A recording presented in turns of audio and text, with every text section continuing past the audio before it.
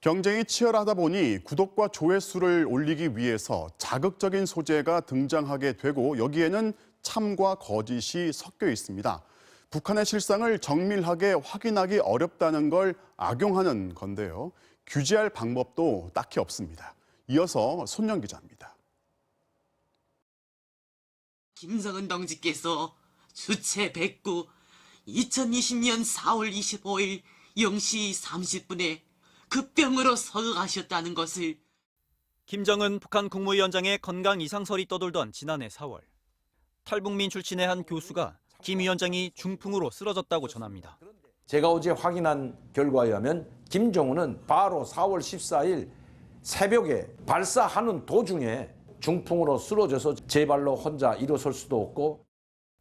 사흘 뒤 김 위원장의 등장으로 일단락됐지만 조회수 100만을 기록했습니다. 그는 작년엔 현송월이 김정은의 아들을 낳았다고 하더니 지난 1월엔 리설주가 쫓겨났다고도 말했습니다.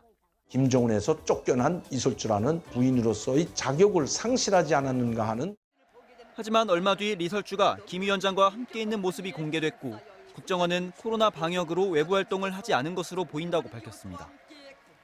안찬일 세계북한연구센터 소장의 채널도 김 위원장이 마약을 한다, 김여정의 남편을 밝힌다는 등 자극적인 내용들로 가득합니다.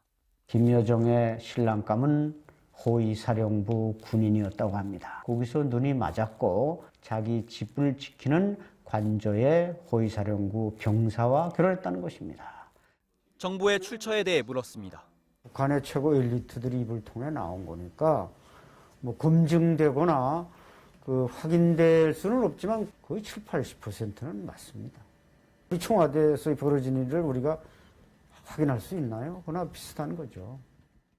조회수를 위해선 소재가 자극적이어야 한다고 털어놓기도 했습니다.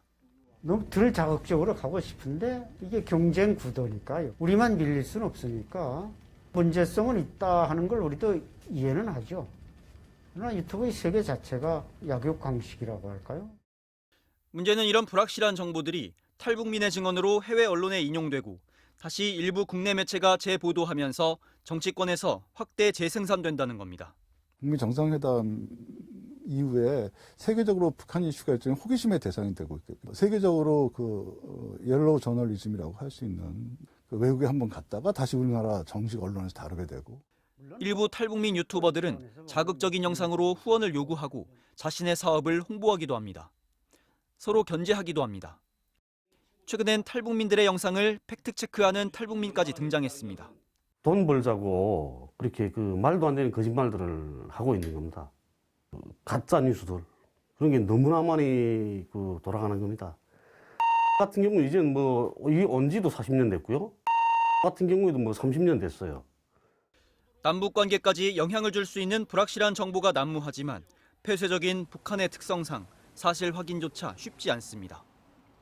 결국 우리 정부라도 최대한 투명하게 대북 정보를 공개하는 등 왜곡된 정보를 걸러내는 대책을 마련해야 한다고 전문가들은 강조합니다. MBC 뉴스 손영입니다.